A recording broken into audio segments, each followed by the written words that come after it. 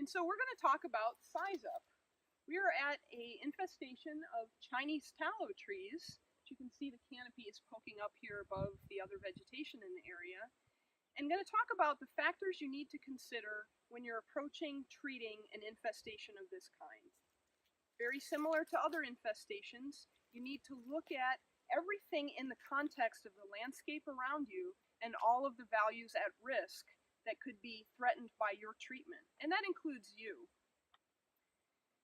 In this case, in the Basin Marsh and Paynes Prairie, we have a lot of dense blackberries, sometimes 10 feet tall, in areas that you have to fight your way through to get access to every one of those Chinese tallow tree stems. So some of your size up might involve requesting some assistance from heavy equipment. That might be a tractor with a bush hog that can mow access lines to help you out a little bit. Or it might be that you have to rely on good old blood, sweat, and tears and use a machete and cut your own access lines to those trees.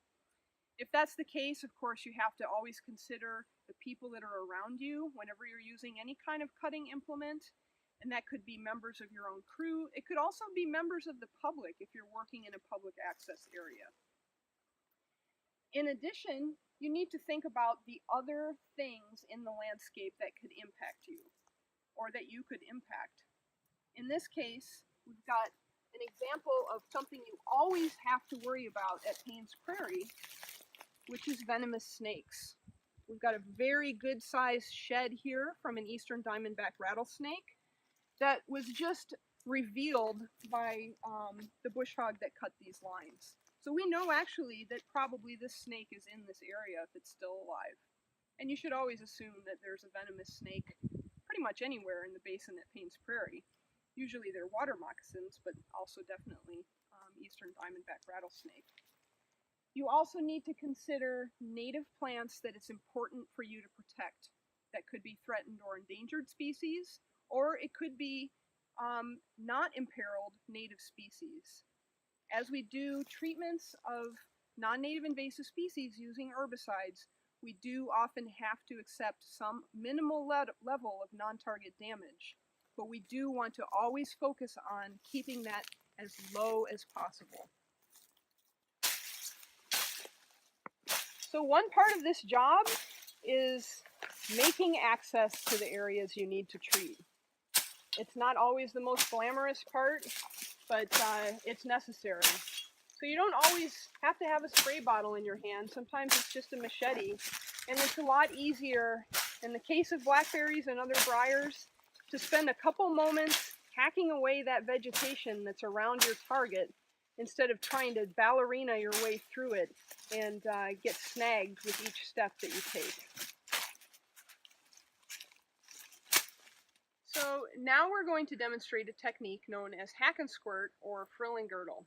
And this is a technique that involves both a cutting implement, typically either a machete or a hand axe, and a small spray bottle, usually of triclopyr ester or Garlon 4, element 4, mixed in basil oil or penetrating oil. You're going to need two types of gloves, a reinforced glove for your cutting hand and your proper PPE for herbicide, your nitrile glove for your spray hand. You approach the tree, and this is a method used on medium-sized trees, sometimes larger trees, and you're going to make a cut all the way through the bark and the cambium, that's the living tissue inside under the bark, and make a ring around the tree. And your goal is to end up with a flap of bark and cambium still connected with this cut ring all the way around that is going to serve as a sort of catch for the herbicide that you apply into the ring.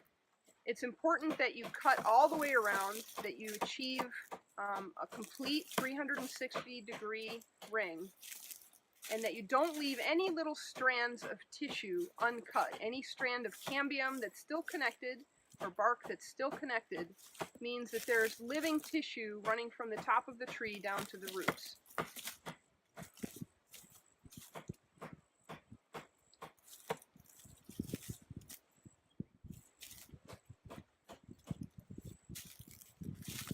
When you have a multi-stem tree, you need to treat each stem as if it's an independent tree. And you can see this tree has 3 stems, so we're going to cut each of them and treat them as if they were standalone. So both with the hacking process, but also with the spray process, and you apply your herbicide into that cut ring, you want to make sure you check all the way around the stem to ensure that you have achieved complete coverage, complete cut and complete spray.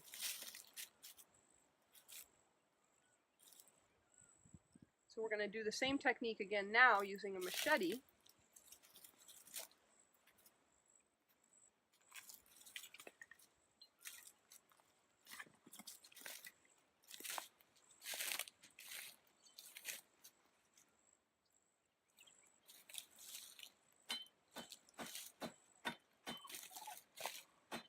When you're cutting, you should work at a comfortable height. You don't need to be at the ground level. You don't cut over your head.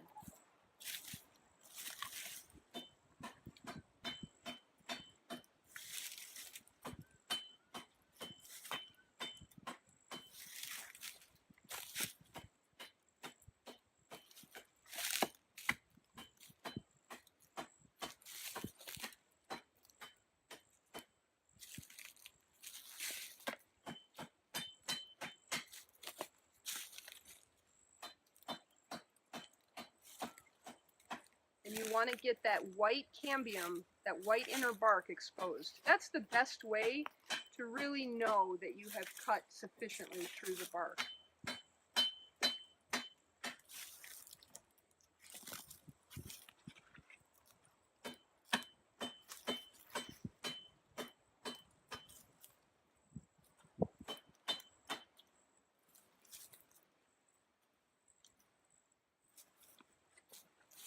Once again, always using your nitrile gloved hand to apply the herbicide. You treat all the way around.